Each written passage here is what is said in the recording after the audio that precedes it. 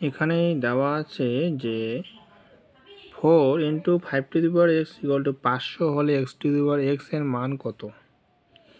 এই ম্যাথটি বিভিন্ন কম্পিটিটিভ পরীক্ষার জন্য ইম্পর্টেন্ট, তাই এই ম্যাথটি আমি তোমাদের করে দেখাচ্ছি।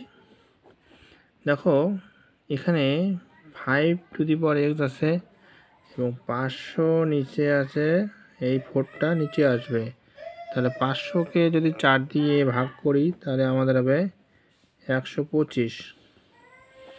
কারণ দেখো 4 × 125 যদি আমরা করি, 4 × 5 = 20, 4 × 2 = 8, 9, 10, 4 × 4 = 5। তাহলে এখানে আমাদের আছে 5⁵x = 125, অর্থাৎ আমাদের 125 এখানে আমরা দেখতে পাচ্ছি। তাহলে এখানে 125-এর জায়গায় লিখব 5³ এবং 5 এর পাওয়ার এখানে x আছে। 5³ মানে কত?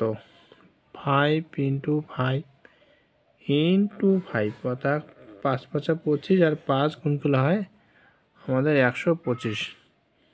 এখন দেখো এখানে আমাদের এই যে 5 দেওয়া আছে, এখানেও 5 দেওয়া আছে, অর্থাৎ আমাদের বেস যখন একই হবে তখন আমাদের পাওয়ারগুলো সমান হবে।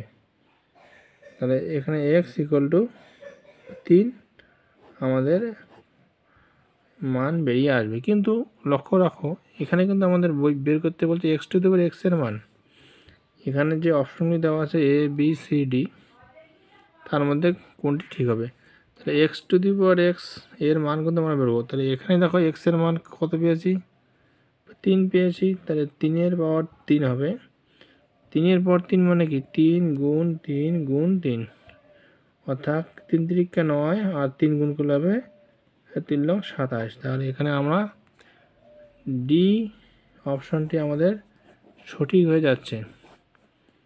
আশা করি তোমরা এই ম্যাথটি বুঝতে পেরেছ। এই ম্যাথের ক্ষেত্রে যে সূত্রটি আমরা অ্যাপ্লাই করেছি, দেখো a⁴ = a⁴n হলে m = n, অর্থাৎ এখানে দেখো a⁴m দেওয়া আছে এবং a⁴n দেওয়া আছে, অর্থাৎ ভূমি এখানে সমান, কারণ এখানে ভূমি a এবং বাম দিকেও ভূমি আমাদের a। দুই ক্ষেত্রে যে ভূমি আমাদের সমান, ভূমি যদি সমান হয় তাহলে আমাদের এই পাওয়ারগুলো সমান হয়। তার জন্য এখানে দেখো 5⁵x 5³ দেওয়া আছে, তাহলে এখানে 5 5, তার জন্য এই যে এখানে পাওয়ার x এখানে 3 আমাদের সমান হয়ে যাচ্ছে। আশা করি ভিডিওটি বুঝতে পেরেছ। যদি তোমাদের ভালো লাগে অবশ্যই লাইক, শেয়ার এবং সাবস্ক্রাইব করতে ভুলবে না। ভিডিওটি দেখার জন্য ধন্যবাদ।